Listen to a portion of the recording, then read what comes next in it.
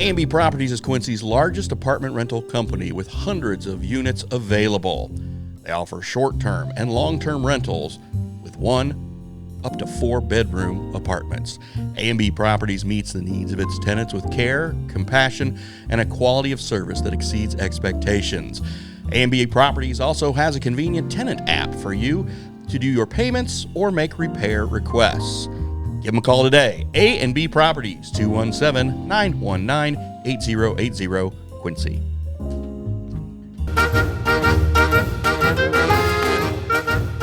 We're on. All right. Matt Anderson. How's it going, Frank? What's up? Long time no see, sir. So is your name still on the Q&D in the Q&D wrestling room? It's fallen off of several places, but I got one. You still are in there? Yep. All Time Escapes. Still got that one. All Time Escapes? All Time Escapes, yeah. Well, congratulations. I'm not on the board. Never was on the board. Wasn't good enough to be on the board, but coaching is, those who can't do, teach. That's right. There you go. Anyway, there's a spot for everybody, right? So I think so. So Matt Anderson, welcome to the Frankie Say Pod. And, I started to say this in the green room where I was saying, okay, so obviously you own this store called Sunmed, your CBD store. And this Correct. is a pretty big chain, it looks like. Yeah, we've got over 300 stores. It's a national franchise. So, we've got a lot of products that are exclusive directly to our store, which is the Sunmed brand. And it's a very good line. Everything that we do is third-party lab tested for both contents and purity. We put a lot of individual research and work into our individual product lines, and we do it all in-house.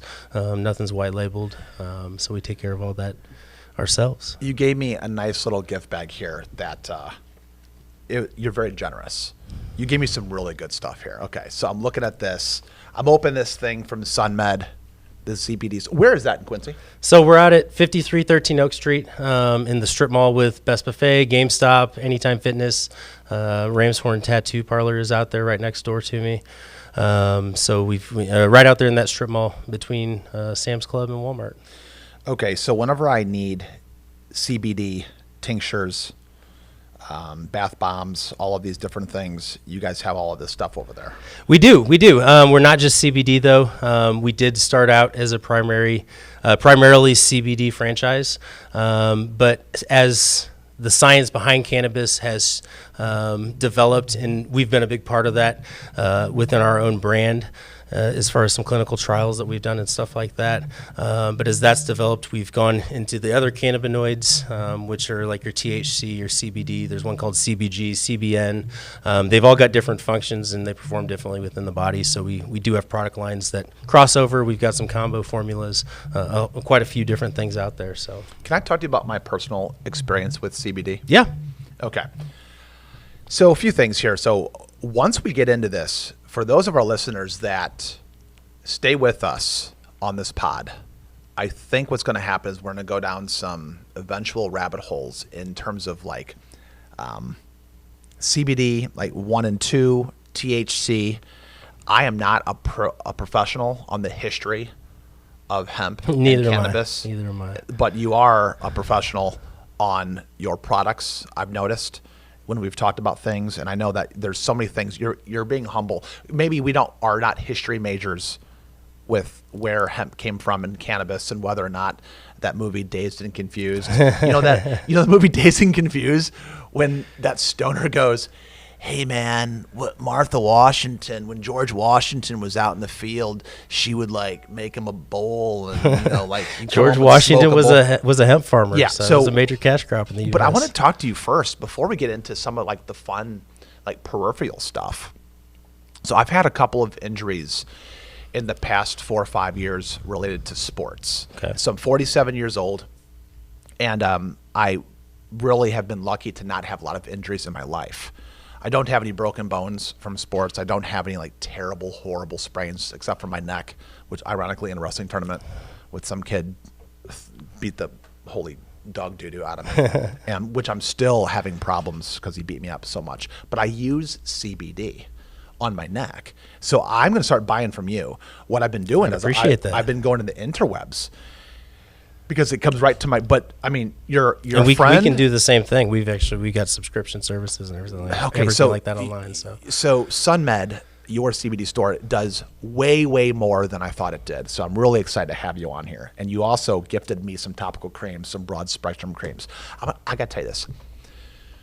When CBD first kind of came on the scene, I think it had kind of a negative connotation, kind of just weed, THC, marijuana, drugs. Marijuana, like back in the day, was a pejorative. It was even spelled differently. When you look it up in the old way that it was spelled marijuana. There was no J in it. There was H. That's correct. Okay. So like marijuana, Mary Jane, or however you want to call it, there was this stigma. And there's still a stigma about cannabis, we can talk about hemp. We could talk about, you texted me about an hour or two ago. What'd you write? You wrote something along the lines of, hey, Frank, take a quick second and just Google the scientific name for marijuana and then Google the same for hemp. Yes. I didn't do that yet. I wrote okay. I didn't do it yet. Tell me. Okay, so and this is something that it's probably one of my top struggles that I have when I'm trying to inform whether it's a new customer, a current customer that just is looking for more generalized information about cannabis in general, which is what I refer to hemp, marijuana. I refer to it all as cannabis. The reason why is scientifically, as I asked you to do, if you would Google the scientific name for marijuana, you're going to see that there's a few different subsets, if you want to call it that, but it starts off with cannabis, and then you either have cannabis sativa, cannabis indica, or then cannabis ruderalis.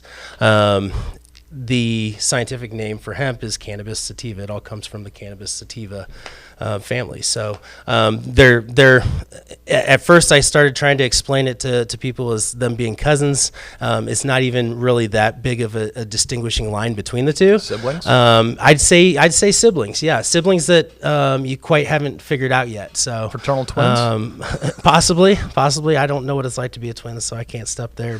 But yeah. So that's how I kind of start the conversation with somebody is, hey, this is cannabis. Kind of try to break down that barrier, break down that wall. We consider ourselves more of just than, like you said, more than just a retail establishment. I consider us more of a cannabis learning center. I don't have employees. I have wellness experts for that very reason. So, kind of trying to break down the stigma through education is how I've found to be the best way to kind of go about it. So, once you can kind of identify that the plant is just that, is the plant, then you can start talking about those individual pieces of the plant, how those can be beneficial. There's a bigger stigma, I think, outside of just weed or cannabis or herb or whatever you want to call it. I think THC has kind of become more of the central focus, as I think it should, because it's the most psychoactive cannabinoid that's more massively produced within the plant. I think that's I think the education path is moving in the right direction, and we have to be honest too. The reason why I'm educating the way I am right now is because it's at the federal level, marijuana is still considered a Schedule I drug.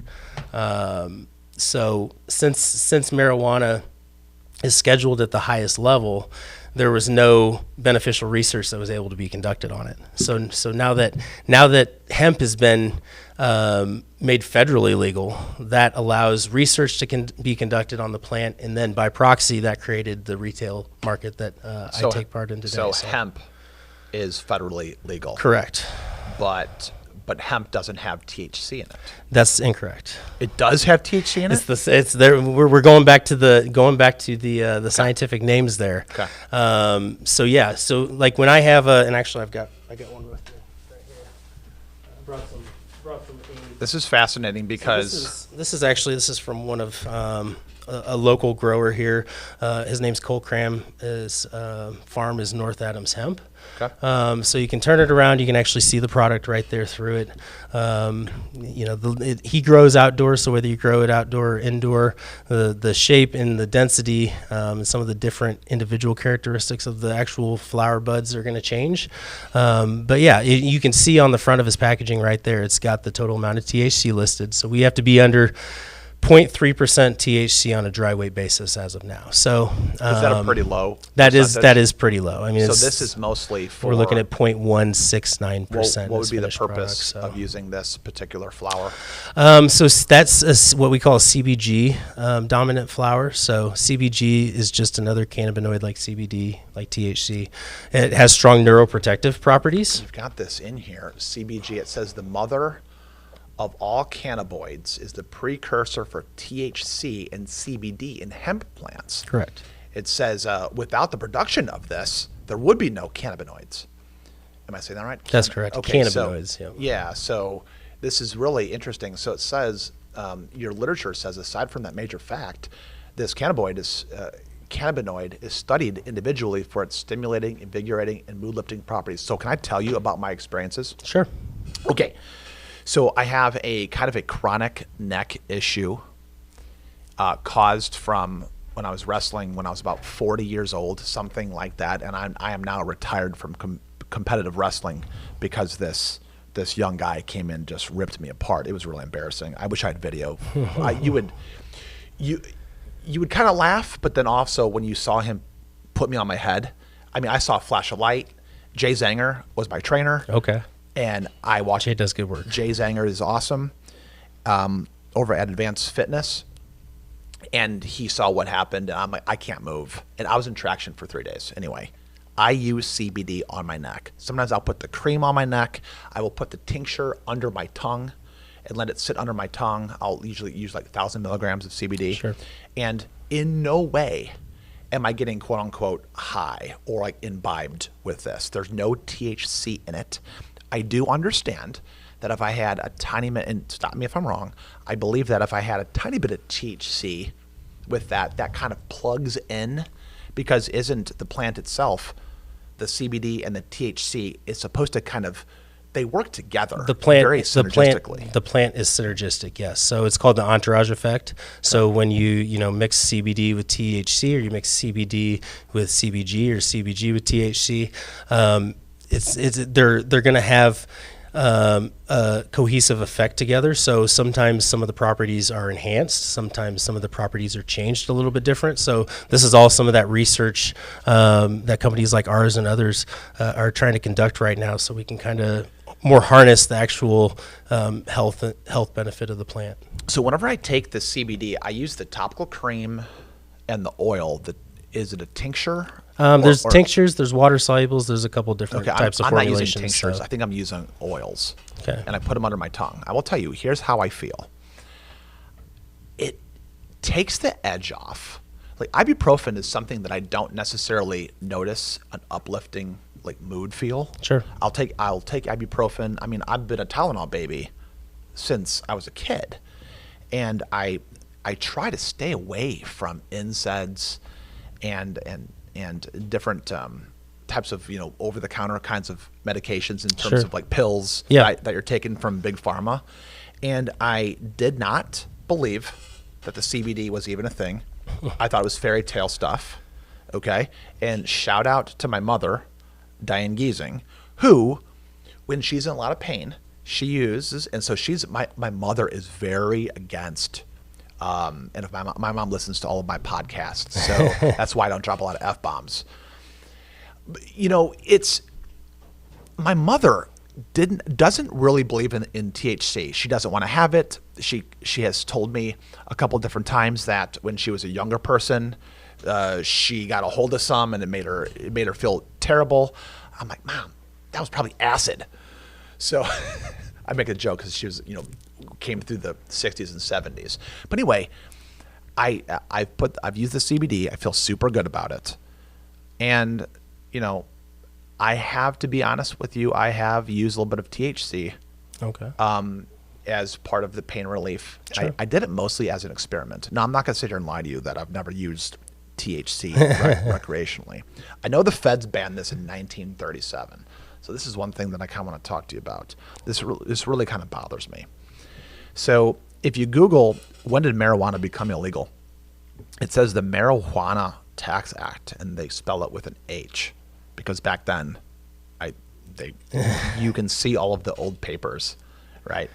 They effectively made the possession or transfer of cannabis illegal throughout the U.S. under federal law. And then there was an imposition of an excise tax on all sales of hemp.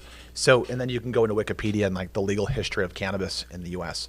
And that's where my my professionalism starts to drop off quickly if I try to talk about all of the legalities and the history of that. All I know is this: when I was a kid, people who did marijuana, they're like maybe a stoner, a pothead, a bad person, and something has changed. Something's changed. I had a really good friend one time say, all right, so check this out. You've got a room full of 100 people in building number 1, and a room full of 100 people in building number 2. In building number 1, they're all drinking lots of alcohol, okay? And all of them are fully imbibed, okay?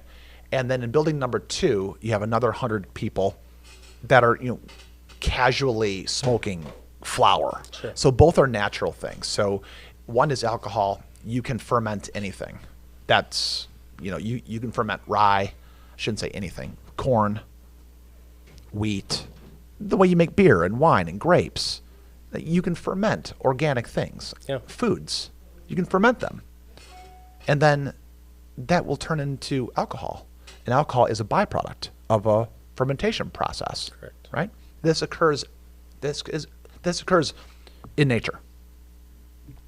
When it comes to this idea that I can go in the back of my yard and plant a seed, and God sends the sun and the rain.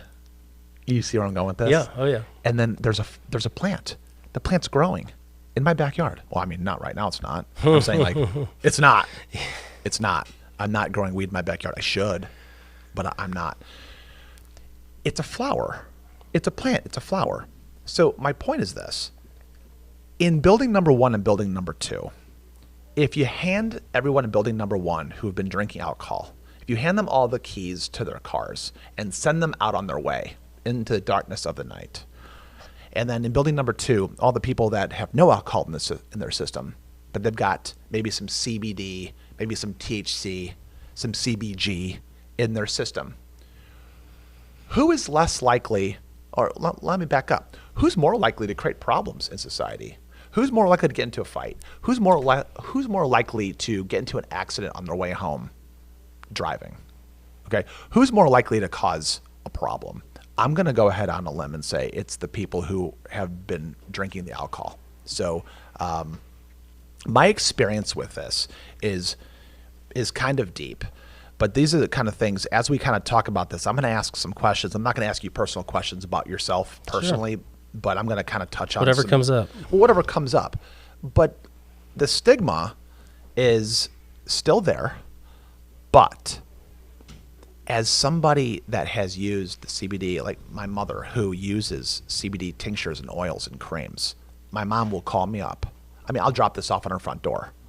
And she'll call me up or she'll send me a text or she'll say, Frankie, I feel so good. She goes, my pain is gone. My mother. So this is not a sales call. I'm not making a sales pitch. I don't own this store. You do. I'm saying, so what do you say to this? I dropped a lot at your feet. You did. And I like it that way just because I think it allows me to kind of let the conversation just kind of move how it moves. So a couple quick things. One, I guess I probably even had some stigma being a store owner. Well, I know I had some stigma within me. I was amazingly surprised when I first started, when I first bought the store, that my average customer age range, I would say. And it is getting a little bit younger now, but it's between mostly that 55 plus, with a lot of the demographic being in their 70s and 80s, which we all know historically was hit with marketing from the war on drugs the hardest. So, I was kind of surprised that initially that was the demographic that I was drawing directly into my store. And it was a surprise to me, quite frankly. So, do you think? Okay, let me ask you. Do you think that humans in their 50s, 60s, and 70s, you got to even go into your 40s, people who have suffered trauma in terms of like car accidents. Sure. If you have a car accident in your 20s, or let's say you played football, there's NFL players. If you play football all the way from a youth, into high school, into college, you play, even if you don't play pro football, yeah. There are people, when you exert yourself in your body and you get really, really banged up, I'm talking about like people have gone through like physical trauma, a car accident. I'm talking about my wrestling. What is happening? So as the person gets older, they just kind of have body pain. Things hurt. If they've got joint replacements, things that happen to a person as they get older and older and older, things just hurt more. Yeah. Do you feel like this is a tool? Like this is one of their answers? I most definitely do. I was already cut you off, but I've got, I'd say probably a good 30 to 35% of my customers who are being referred to me. Well, not directly to me, but their doctors are saying try CBD, and they're coming to me. So I definitely see it as a tool. And actually, it already is a tool because the FDA puts itself in a weird spot because it says that it's not going to regulate CBD. But at the same time, there's a drug on the market currently that's used for the most severe cases of childhood seizures called Epidiolex, and the active ingredient in it is CBD. So they've approved a drug, but then they're not going to regulate the rest of the market. So, they've already identified the medicinal value to it. Do they feel conflicted? I think there's a big confliction because there's a lot of different organizations, and I was in the Army for a couple of years, 6 active. So I worked for them for a little bit, and to get a lot of large organizations within themselves to work together is quite a task. So, I do think that there's some internal conflict, and a lot of that has to do with how it's scheduled federally and what they can and cannot actually do and regulate. So I'm not even going to look up what else is labeled as a Schedule 1. It's going to be the worst stuff in the world, right? Is Schedule 1 just the worst stuff in the world? Like pretty bad much. drugs? Yeah, it's cocaine, meth, heroin. Actually, don't quote me on those because I don't know whether they fall into Schedule 1 or Schedule 2. But yeah, it's basically anything that the government has identified as having absolutely no medical value. Yeah, which is insane. Yeah, which means it's just a recreational drug. It should be for the most part. So we're going to get into your products here shortly. I'm going to ask you about these topical creams, kind of what you think they should be used for. I'm going to get into, you've got me this sativa seltzer that I may try later this weekend.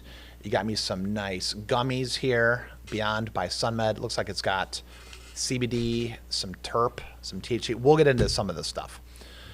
But, so can I go off on like some weird rabbit hole? Yeah.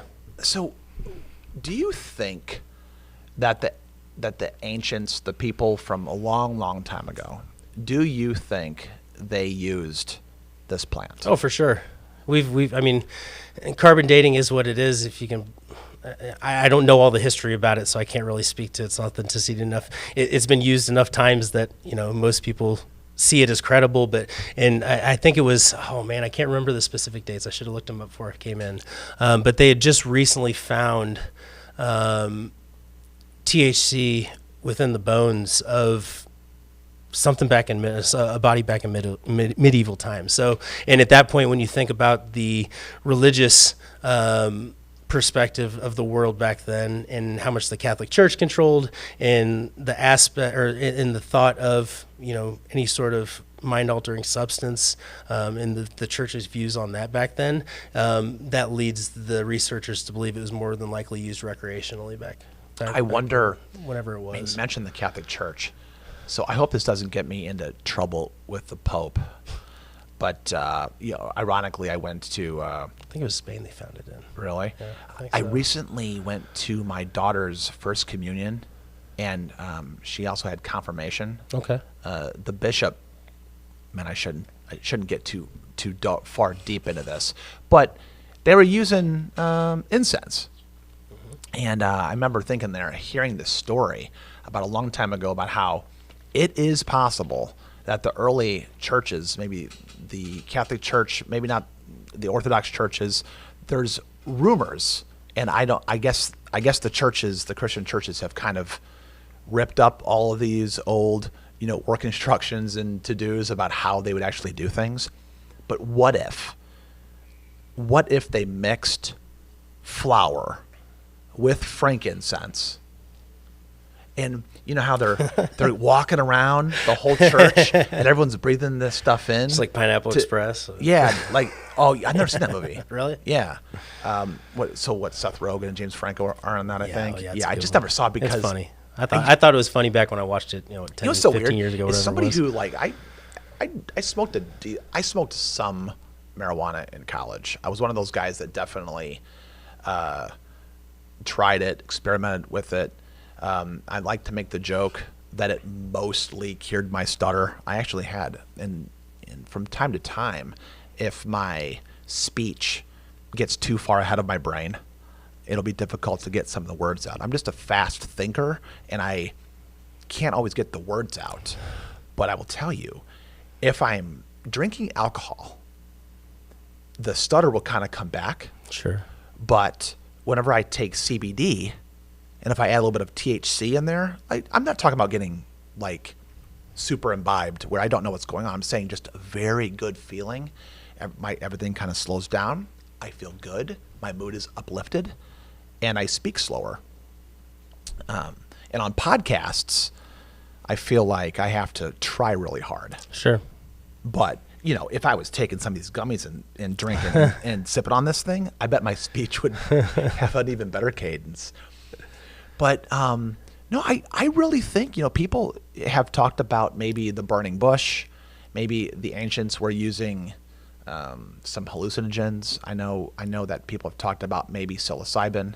I know that today a lot of therapists are using psilocybin, which, by the way, you are not in the psilocybin None whatsoever. market. You are only Absolutely in not. the CBD, CBG, THC cannabis Yes, market. correct. So let's just get our story straight here. But the idea of a lot of people with trauma, they'll try MDMA, psilocybin. There's all of these different treatments of microdosing these drugs, and I don't know if those are Schedule 1 or not. I have no idea.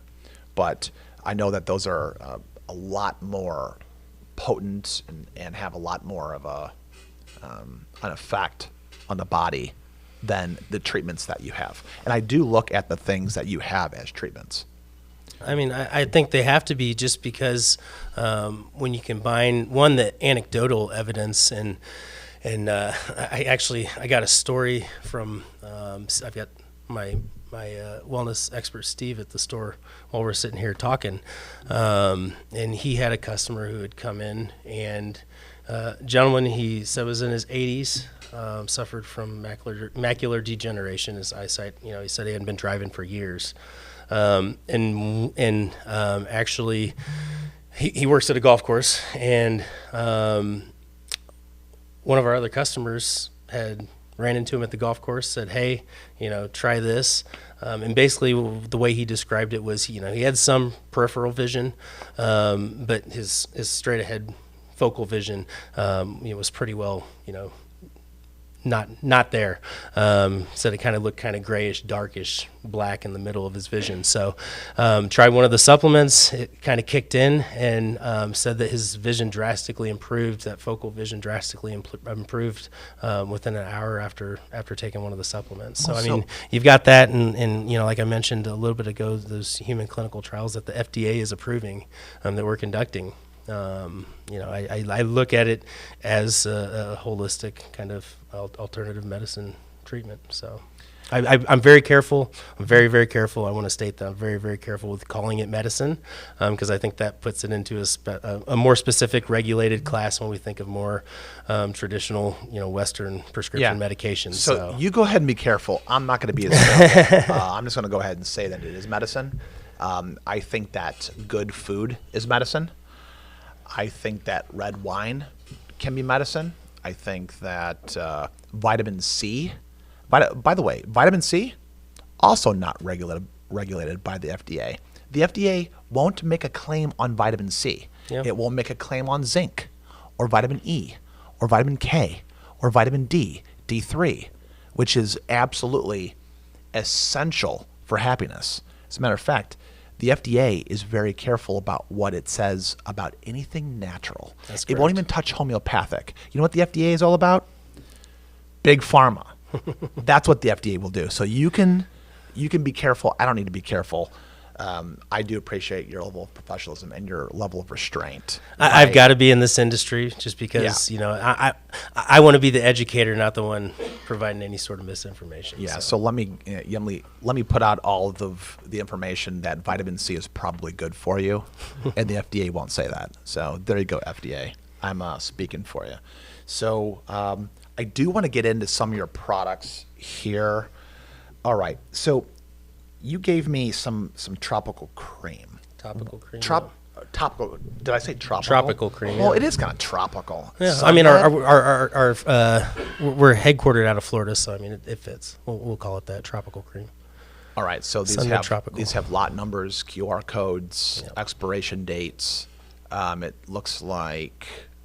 Does this have any? What is this?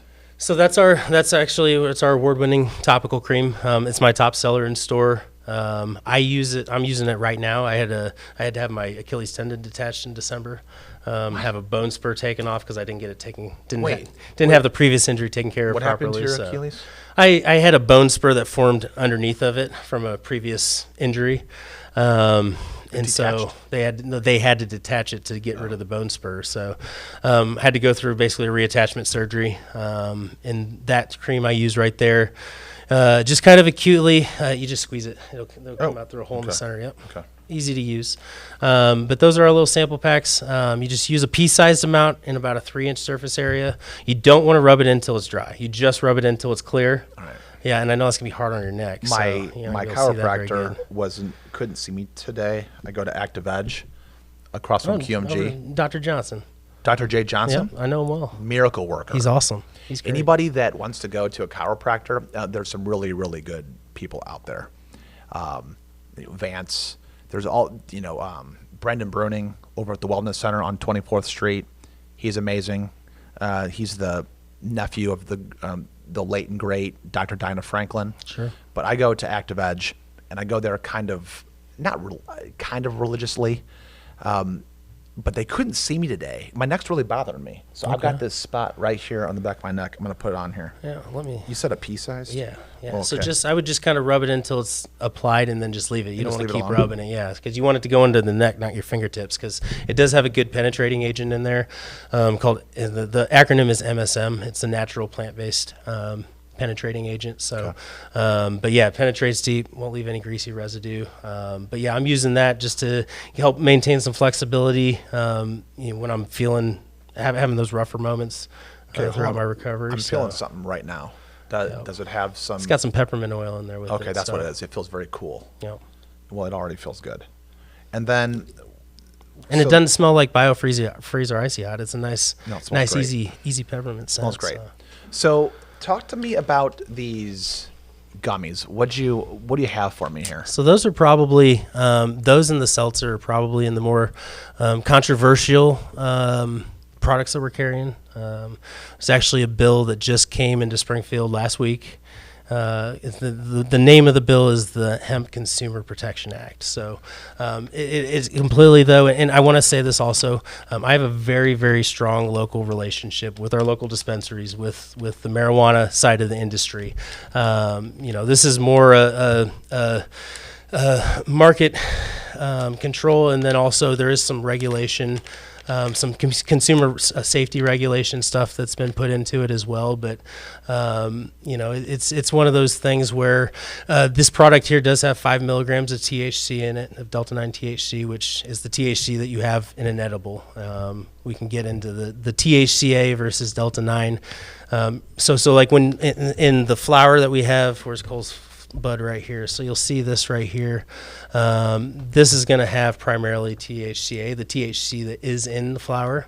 Then when you expose it to heat, it turns into Delta 9 THC. So if you bake edibles, or when they extract it, if they use any heat in the extraction, that can convert it from the THCA to Delta 9. That's what makes you high. So that's why if you eat an entire bag of, eat an ounce of bud, you're really not going to get a high off of it. Right. You won't, Right. because it hasn't been converted from that Delta, or from that THCA to Delta 9 THC. So when I say Delta 9 THC, that's the THC. If you go to the dispensary, you'll see the THCA, and then you'll see another line that says THC. That's the Delta 9 THC. So if you look at an edible, it'll have higher levels of Delta 9 THC. If you get a raw flower or bud, right. it's going to have more THCA. So. Okay, so without getting in the weeds here with all of these deltas, so this particular stuff right here, so this is flour, and it's got CBG, Yes. which is, this stuff will not. So can I say get you high? Can I say that? I like to call it euphoria, because I think Euphoria. the high, I think, is dependent on the use of the product. So if you experience some sort of mood change or euphoria, that's one thing. If you eat 150 milligrams, you're getting high.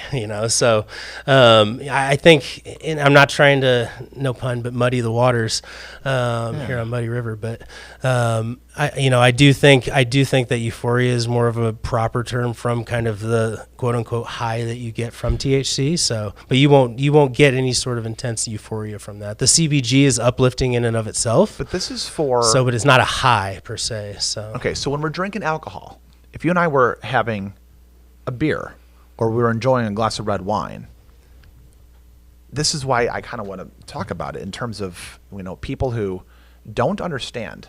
Not enough time has gone by. The country has.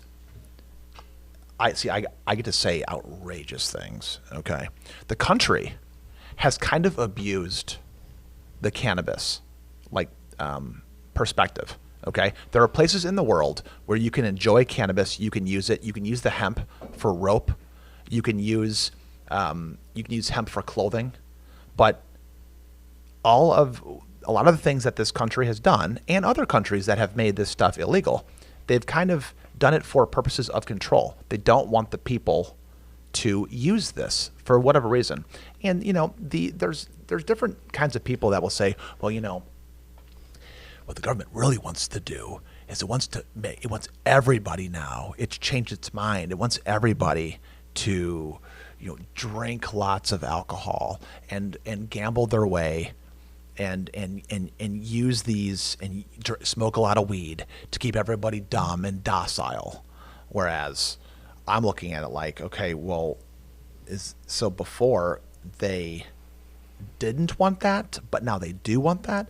I don't really understand, but have you heard anything from the people that you talk to? Have you heard anything about the feds going in a different direction in terms of making these things legal? Because the state of Illinois says we can have these things. The feds say no. So there's a conflict there. There's a conflict there. So the feds at any point in time can come in and swoop in. Supposedly, they say they can, and say, oh, you can't have this plant in your backyard. But the government has come in and said you can't have gold bars. The government has said that maybe the SEC may rule against Bitcoin because they don't want you to have freedom. They don't want you to have your own power. There's things that are saying that maybe the feds might put together a central bank digital coin in which you've had your 2 pounds of beef for the week and we've cut you off. You can't have beef anymore. So this is not conspiracy, what I'm talking about. This is all over the news. I mean, the news that I read is a very wide range, very broad topics that go from in every single direction. Have you ever in any of your studies heard anything about what the feds are going to do? Because the reason why I ask is a few days ago, maybe last week, you sent me an article. Do you remember what article you sent me? I mean, I'm going to go through here and pull this up. This is what you sent me. This is from the Chicago Tribune. I'm going to go straight to the Chicago Tribune right now. Watch, they're going to stop me and not let me read it. Yeah, I got halfway through it and they hit me with the paywall. They're going to hit me with the paywall. It says Illinois lawmakers. So hold on a second. ChicagoTribune.com. Illinois lawmakers call for a ban on intoxicating hemp products, but the retailers are calling for regulation. And then here they just hit me with the paywall here. Did you see the picture that was on the top of that? Yeah. Who are those people? We need to talk about that picture. So tell me about it. So it was there's one of the Democrat senators, I think, from up in the Chicago area, who state senators. I think it's a state senator. This bill is extremely new, so there are still parts of it that I'm still trying to wrap my head around as well. But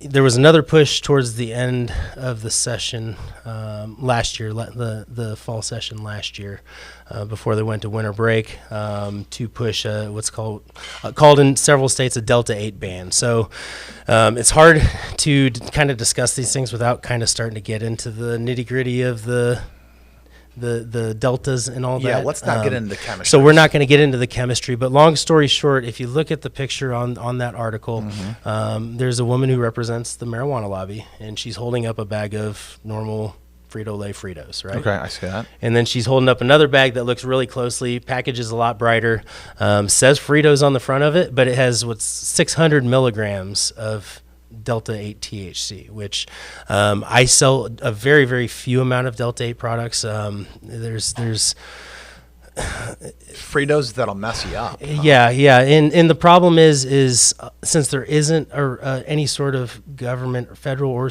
real state regulation currently on the books around the products that we produce, the products that we put out to the public, that we're putting inside of other people's bodies.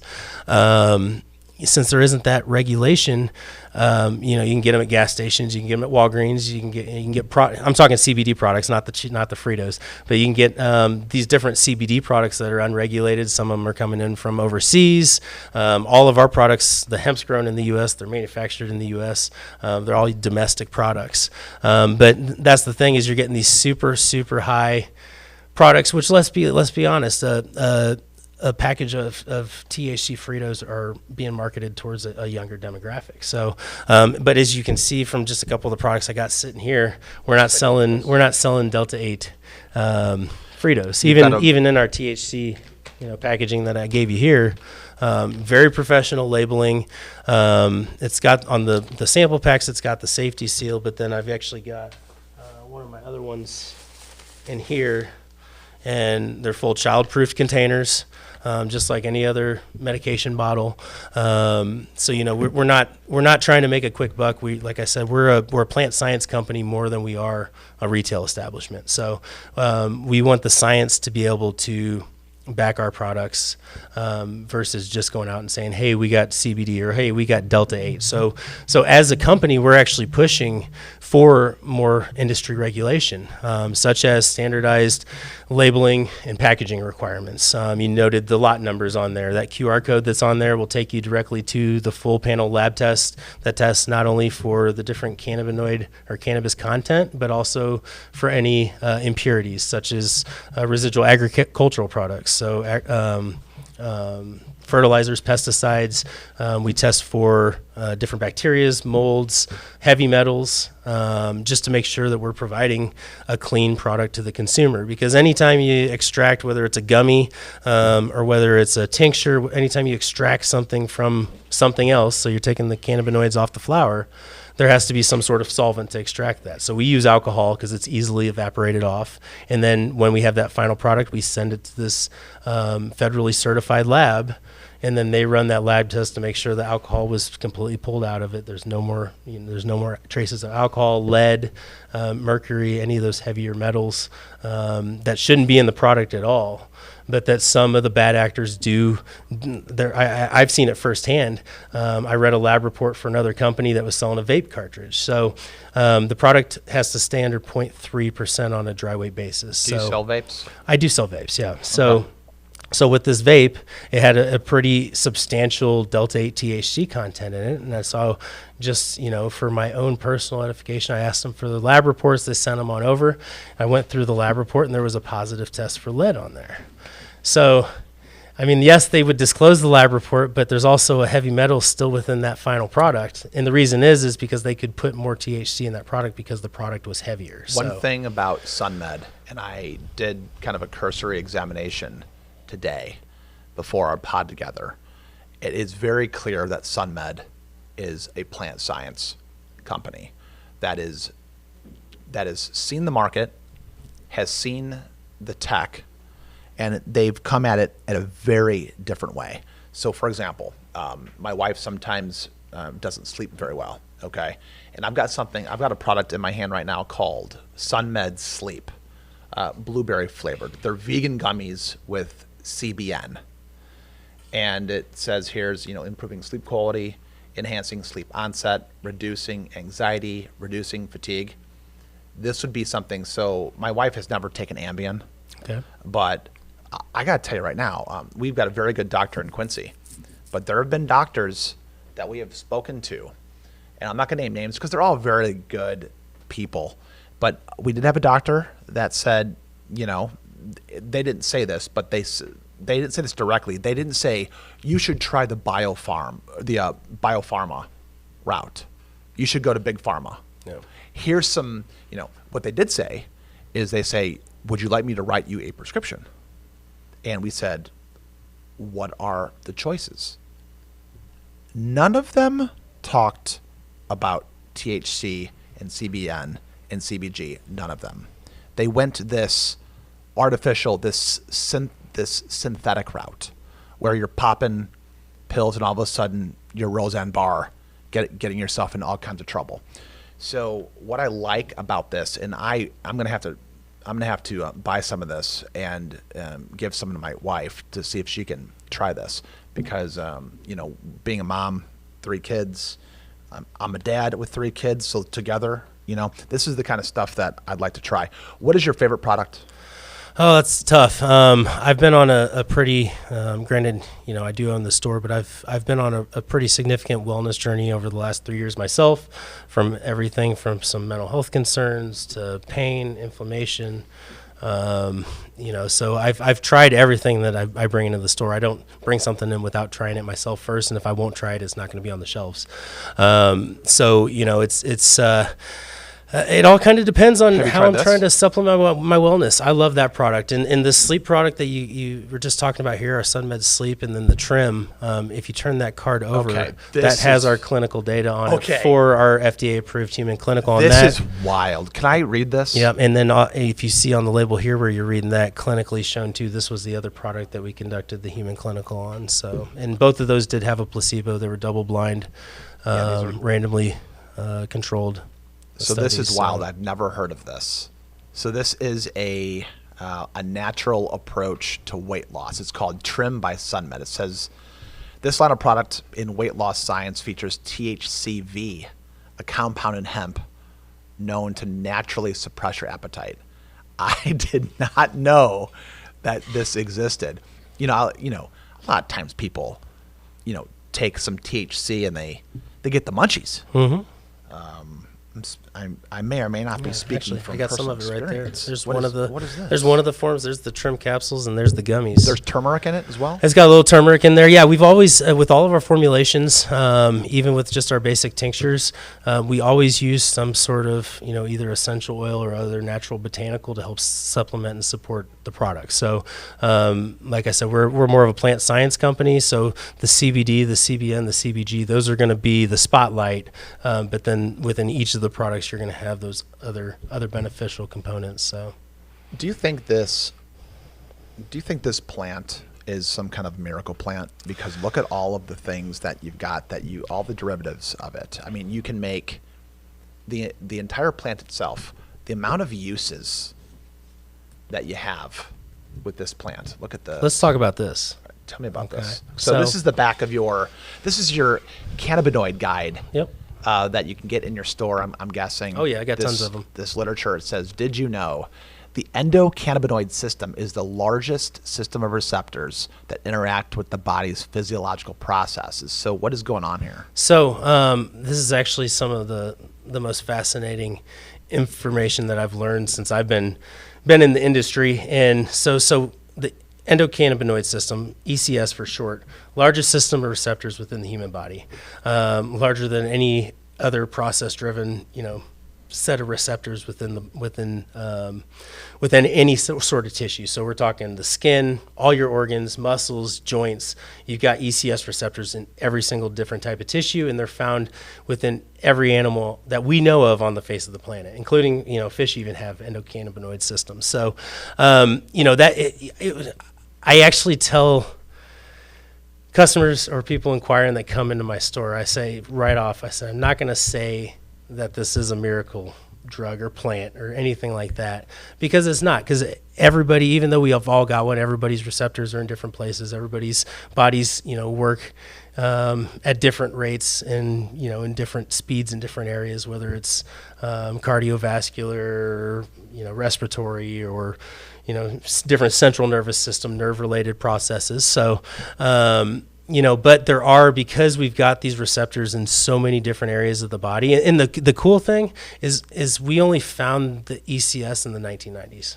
Largest system of receptors within the body, only found it in the 90s. This is insane. So we knew that you smoked the plant, it made you high, but because there wasn't any research being conducted on it, we didn't really know how it worked. And we just found this in the 1990s. So this is really, so I have a friend who lives in Chicago, and this guy was definitely, so there's such a thing as there's something called, potheads still exist.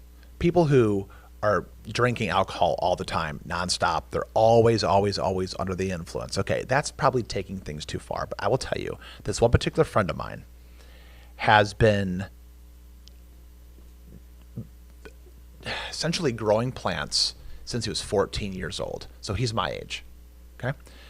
I saw him last year at kind of a friend's reunion. I met him in college. And I remember in college, I thought he didn't really drink alcohol very much, but he was always using this plant in some way. His clothing, he would go to California and he would go find hemp products, and he would put hemp products on his skin, creams. I was using Proactive. So I had acne in college. I had all kinds of issues. I mean, that's a whole other podcast. But I would use all of these different things, and he would give me this hemp cream, and I wouldn't use it. It would just sit in my drawer. And he would say, "Are you using the cream?" I'm like, "No." He's like, "Why?" "Well, give it back to me because it's expensive." He goes, "I got this in Seattle." I saw this guy last year. This guy hasn't aged at all. He doesn't drink alcohol. He'll sip on red wine, but he's been using the plant. He's been using what the creator gave us. I'm looking at this map right here. You've got all of these receptors found deep inside the brain. Looks like the lymphatic system, in your biceps, in your every kidney, tissue, liver, down the wrists, the shins, the feet, Yep. the pelvic area. Yeah, It looks like in kind of some of the sexual organs. You'll see that's more to represent the gut, and a lot of the CB2 receptors help to regulate immune function. So there's a big connection between your gut health and your immune system. And so a lot of those CB2s help to regulate the immune function and other peripheral organ function. And then the CB1, most of those are within joints, nerves, central nervous system functions. Do you think the FDA is doing like secret research on this? Oh, I guarantee you they have for years. Yeah, because if we look at the research that was conducted before the Farm Bill, most of the research that was conducted, there were government contracts, and since it was a scheduled drug, they were conducted on the bad, the bad potential of the plant. Because obviously, with anything good, there's always going to be some sort of recreational aspect. So for me to sit here to say, there isn't a recreational side to this, I'd be silly, ignorant almost. So, so it's almost like the recreational, the people that do things like, somebody's done the work on it somewhere. Plant. But come on, like people who have used this plant in an abusive way, and maybe their behavior isn't very good, so it's kind of ruining it for the rest of us, because there is a recreational aspect that I think is absolutely fine to use. Just like, I'll tell you, red wine. I have family members who thought that drinking red wine was a really bad thing. I know religious people that think that drinking alcohol is bad. I'll even say, I'm pretty sure in the Bible, like Jesus turned water into wine. I even researched what the ABV of wine was in biblical times. Do you know what the interwebs will tell you? No idea. Somewhere between 10 and 12%. And what would happen is they would call it strong drink. Okay. And what would happen is they almost always diluted it down to a 1 to 5% ABV always. So there's something about how there's a lot of bacteria in the water. So they would take the water and they would make the strong drink, which is like, they would take wine or distilled, fermented, organic foods, and they would put it into the water to kill the bacteria. So you would have to drink a lot of it, even like 1 and 2% drinks. But this idea that the idea that this plant doesn't have enormous and very obvious benefits is just being completely in denial. So I want to talk about one real quick. Where is your address? What is your address here? 5313 Oak Street. 5313 Oak Street here in Quincy. That's correct. It's in the Oak Street Plaza. That's right. And I think I'm really in the cream that I put on my neck. Someone's going to think that you're paying me to say this, because you're not paying me to say this. I feel pretty good. So the pain is, I don't want to say it's completely gone, but it feels really good. It feels really good. As a matter of fact, I'm going to eat one of those gummies here in a minute, and I'm going to let you know how I feel about that. But I'm probably going to do that not on Muddy River time. And I'm probably going to, this trim stuff. Anyway, listen, you are a wealth of knowledge. I really appreciate you coming on the pod. What is this flower right here? So you guys sell flower? Yep, that's North Adams Hemp CBG flower. We also work closely with Stony Branch Ag Ventures out of Rushville to provide us some of our more whole plant products like this, or raw plant products, I should say. So between Cole at North Adams Hemp and the team at Stony Branch. Yep, Cole Cram. Stony Branch Ag Ventures in Rushville. We've all got a really nice, close working relationship, just as I do with the dispensaries. The Quincy community, I think we've got it better than a lot of communities, such as like that bill that we kind of briefly touched on is kind of targeting. We don't have a lot of people trying to sell, 600 milligram Delta 8 Fritos around town, and we do all work well together to try and educate the public as much as possible, and just really be a part of Quincy's health and wellness community. North Adams, you're saying this was grown? That's grown up by Mendon. Okay. Wow, this is like a total shop local kind of situation. Well, wow. Hey, thank you so much for coming on the pod. Yeah, really appreciate it. Let's hang out later this weekend if you're in town. Appreciate it. Actually, we've got our 420 party at Cedar Club. Oh, it's 420. 420 at Cedar Club, 6 to 1. Okay. We're going to have those seltzers. They're going to be $6. What's 420? Come on, tell me what 420 So is. 420, it's an international, if you want to call it holiday. It's a holiday. So it's basically a cannabis culture day, if you want to call it that, where everybody kind of celebrates the rich history of cannabis culture over centuries. So Yeah, so 420, come on. I will tell you right now. This is the recreation. it's about as counterculture as I get. This is counterculture, although it's becoming more mainstream. 420 has been around for a really long time. 420 has been around since I was in high school or maybe before. I don't know when. So 420 is April 20th. April 20th. And where's this shindig? So it's going to be a little, party, if you want to call it that, at Cedar Club. We're going to have our seltzers for sale there, right alongside of your other beverages you might partake in and imbibe in from them, as you say. And then we've got another product we're going to be making up. I call them Cannatails, but they're not going to have any alcohol in them, but it's basically going to be like a mocktail that is cannabis infused. With 5 milligrams of our full 50 milligrams of our hemp extract. So, it's going to be a good experience. Kind of try to bring some awareness to this one day here in the town, and hopefully everybody comes out. And I'm going to be on site at the event the whole time, answer any questions that you might have about cannabis in general, our products. Just try to make it more of an educational experience than just another Saturday at the bar. So. What time does it start? 6 to 1, 6 p.m. to 1 a.m. 6 p.m. at Cedar Club. Yep, so on Saturday. April 20th, 420, baby. Yep. And I did want to mention that we're going to be giving away stuff every half an hour. So we're going to be giving away some of these edibles here. River Roots, right up the street, they've donated a couple prizes, some smokable, or not some smokable prizes, but some smoking accessory prizes that we're going to give away throughout the event. So it should be a good opportunity. River Roots, is that in so. the district? Right down the street? Right up the street, yep. Yeah, they're a block or two away. Yep. Awesome. Hey, well done. Happy 420 to you. Happy 420. Thanks for coming on. Thanks a lot, bro. All right, see ya.